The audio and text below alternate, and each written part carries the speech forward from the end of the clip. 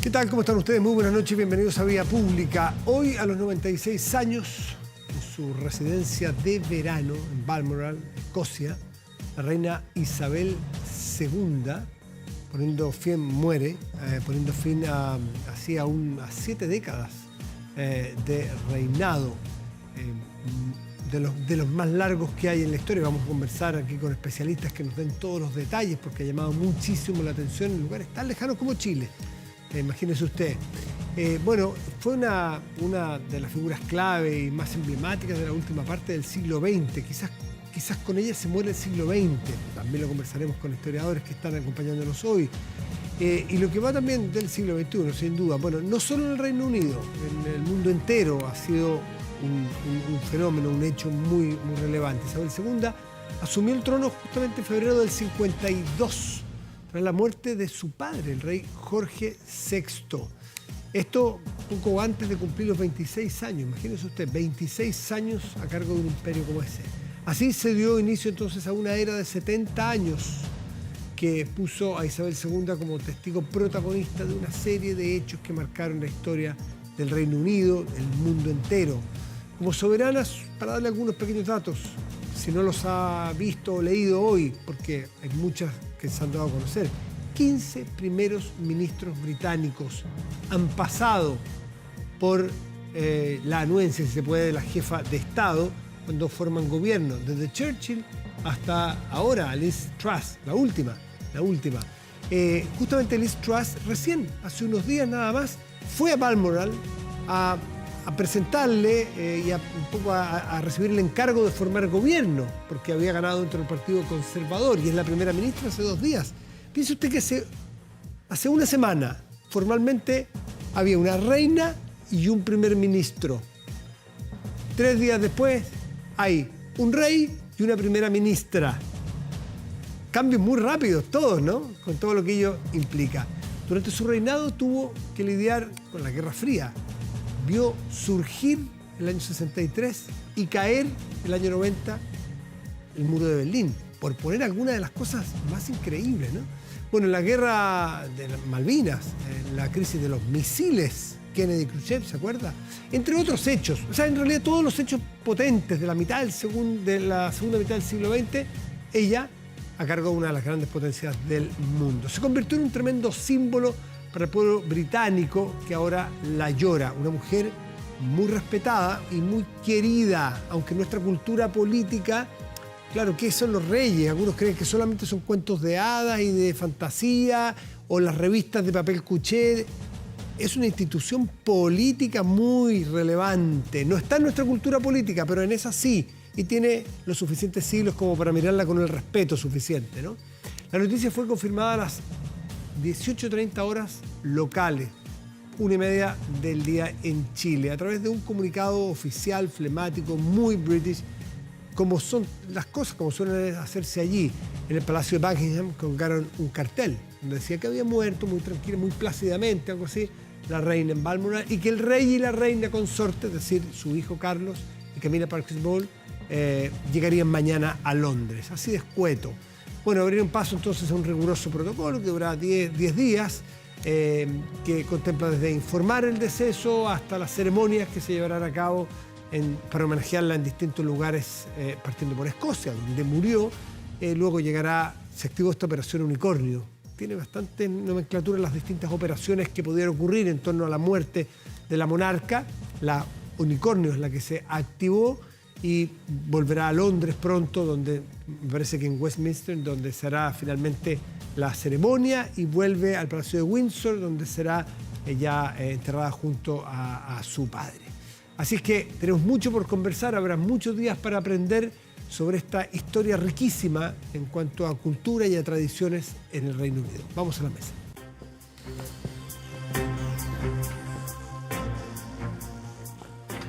El momento de hacer preguntas para quienes llevan años estudiando, ratones de biblioteca, les dicen los historiadores, pero estos son los momentos donde, aparte de sus libros, nos iluminan con, más que con conocimientos y fechas, con tratar de unir cosas para entender. Y no nos vamos a aprender ni una fecha probablemente, pero vamos a tratar de entender de qué estamos hablando cuando hablamos de esta mujer y cuando hablamos de las monarquías y en particular de esta monarquía. José Manuel Cerda, docente de la Universidad del Desarrollo, doctor en Historia, muchísimas gracias por estar aquí, José Manuel. Y Valeria Navarro Rosenblatt, académica de la Escuela de Historia de la UDP. También, Valeria, gracias por estar aquí. Muy buenas noches. También doctora. También doctora, es muy importante. Yo mi respeto a ustedes, los doctores. Díganme una cosa, ¿qué es lo que es? Partamos por, de general a particular, ¿les parece? ¿Qué es lo que es la monarquía en ese contexto cultural y la inglesa? Después hablamos de ella, fundamentalmente cómo la ejerció. Pero ¿qué es la monarquía? ¿De qué hablamos cuando hablamos de monarquía? Bueno, una monarquía es un sistema de gobierno. Hay democracias, hay gobiernos republicanos en que hay presidente, y hay una monarquía que es a través del cual se encuentra de forma hereditaria el jefe de Estado, que en este caso es distinto al jefe de gobierno, que sería la primera ministra Liz Truss. Liz Truss. Para muchas personas eso ya les suena anacrónico, viejo, vetusto. ¿Por qué en el siglo XXI hay una persona que le hereda el poder a otro solo por ser el hijo, cuando podríamos hacer elecciones? Yo sé que es una ridiculización. ¿Cómo se explica que en Inglaterra esto todavía se sustente? No a la fuerza, sino que la gente lo valora. Valeria. Bueno, José Manuel, a ver si aquí los dos nos tienen que decir. Sí, bueno, respondiendo a tu primera pregunta también, la monarquía es un vínculo de un pueblo con su pasado. Cuando la gente ve pasar a la reina Isabel, cuando ve los ritos de coronación, cuando ve el cambio de guardia en Buckingham Palace, está viendo su historia, está viendo un elemento de cohesión. Es un sistema de gobierno. Y de estabilidad también. Y de estabilidad, absolutamente. ¿No? Y esa estabilidad viene dada justamente porque hacen una diferencia entre el gobierno y el Estado. El Estado está para pensar en las políticas de largo plazo y el gobierno en políticas que están obviamente orientadas a temas partidistas y todo eso. La reina ha reinado, porque los reyes no gobiernan, reinan. Durante 70 años, y esto le ha generado al Reino Unido una estabilidad que no se ha opuesto a ningún progreso ni ningún avance científico. O sea, los británicos han inventado la mitad de los deportes que jugamos, la mitad de la música que escuchamos. Sus universidades están en primera línea. Una de sus universidades inventó la vacuna contra el COVID. Y todo esto va en armonía con la reina. No es un movimiento contrario a la monarquía, precisamente por lo que hemos comentado. ¿Toman decisiones políticas?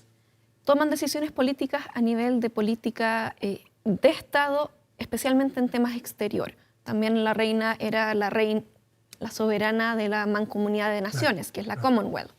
Entonces, ella tiene un rol político y que sus gestos, sus acciones, tienen significancia política, no solamente del...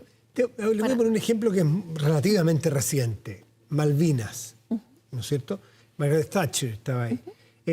Si Margaret Thatcher decide venir después de la invasión a Malvinas, venía a defender lo que es su isla, o lo que ellos sentían que era su isla, porque estaba en disputa, y no quiero herir susceptibilidades de nadie que nos esté escuchando. ¿Es una decisión que toma un primer ministro o la reina en su momento tiene que dar un visto bueno, se le consulta? Ese tipo de cosas que son del día a día. ¿Qué pasa ahí, Valeria? Se tiene que consultar con la reina, porque ella es también la cara que va a dar a nivel de los otros actores en las relaciones internacionales frente a esta acción. Además, ella es la soberana de los territorios ultramarinos, como es Malvinas. Malvinas, claro, perfecto. Ahora, ¿es la unión con su pasado, con su tradición, es la estabilidad? Siempre porque claro, lo entendemos en ella, porque tiene un carácter potente, pero para atrás, ¿siempre han tenido esta validación más allá de su carácter y de su personalidad, o les ha costado a algunos monarcas? No, la historia del Reino Unido es una historia milenaria. Arranca desde esos siglos de los anglosajones, ¿no es cierto? Y han vivido toda suerte de penurias y desafíos con el paso del tiempo. Guerras civiles, problemas internos con la familia, envenenamientos, reyes que han muerto por inanición, de hambre, Ricardo II, reyes que fueron depuestos, que se les obligó a abdicar, reyes que le cortaron la cabeza. O sea que en ese esquema panorámico de la historia de la monarquía nos permite iluminar eventos más recientes y ponerlos en su propio contexto histórico. Hoy día, obviamente, que tenemos la inmediatez de los medios de comunicación, es una monarquía que tiene un impacto universal en todo lo que hace, decide, pero evidentemente que puesto en un contexto más milenario de la historia de la monarquía, hay que entender que los monarcas han tenido grandes desafíos y problemas muy importantes, incluyendo una pequeña república que duró entre 1649 y 1660, cuando se produce la gloriosa revolución. O sea, no es ininterrumpida, hubo una interrupción de la monarquía con una república en Inglaterra. Muy cortita, pero que fue una revolución, la de Cromwell, que tuvo bastante relevancia y bastante resonancia desde los sucesos hasta la actualidad. También parte de las acciones de estabilidad que propone la monarquía británica actual es para evitar instancias que se dé ese tipo de revolución. ¿Y por qué la revolución de Cromwell no tiene no sé si la importancia, la resonancia que tiene, por lo menos en nuestra cultura occidental, lo que ocurrió en 1789 en la Revolución Francesa, la Bastilla? Sí. Yo creo que se explica por lo siguiente, porque en Francia, entre el siglo XVI y XVIII, se dio un absolutismo. Es decir, los reyes franceses le dieron buenas razones, por así decirlo, al pueblo para levantarse. En cambio, en Inglaterra lo que sucede es una cosa muy interesante. Inglaterra se transforma en una monarquía parlamentaria, sujeta a las leyes y al dictamen de los parlamentos. Perdón, a nosotros en el colegio nos enseñaban la monarquía absoluta de Dios al rey y del rey a la población, pero le respondía solo a Dios. Claro. Entonces a nosotros los súbditos, si fuese el caso, no era lo que pasaba con la monarquía inglesa, era parlamentaria desde antes. Exactamente. Lo que sucede en Francia, en el fondo, es la acumulación total de todos los poderes, es lo que se llama hoy día el poder legislativo, ejecutivo, judicial, incluso la iglesia controlada por el monarca, con estados, lo que se llama la burocracia. La burocracia son oficinas que están al servicio del monarca directamente. El monarca en la monarquía francesa incluso llega a saltarse a la nobleza. En cambio, ¿qué es lo que pasa en el Reino Unido? El Reino Unido se transforma tempranamente en una monarquía parlamentaria donde hay nobleza, pero la nobleza está presente en el Parlamento y ataja o empuja al rey a hacer una serie de cosas. Entonces, cuando uno ve a Enrique VIII como un rey absolutista, en verdad no lo es. Él está haciendo todo lo que hace con el apoyo del Parlamento. Incluso la decapitación de la famosa Ana Bolena, que se le aparece en la película de Pablo Larraín a Diana, ¿no es cierto? Lo hace todo con el apoyo del Parlamento. Por eso subsiste una monarquía como esta y la francesa hace 200 años que nunca más tuvo un regreso. Bueno, como dice José Manuel, hay una especificidad que se da en la isla, en el Reino Unido, que no se da en el continente. Tenemos que en la Revolución Francesa se acumula el poder en el rey y se acumula el descontento en los distintos sectores que no tienen acceso a este tipo de decisiones. Entonces, cuando es la Revolución Francesa, tú tienes primero una desestructuración. Y la primera petición que se da en la... ¿En la toma de la Bastilla? No, en la Asamblea Nacional, es hacer una constitución.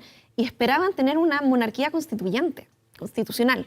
O sea, no votar la monarquía, sino que darle un carácter más parecido al... Exacto. Y después lo que pasa es que el rey se escapa y eso lo ven como una traición, porque además se escapa el rey Luis XVI a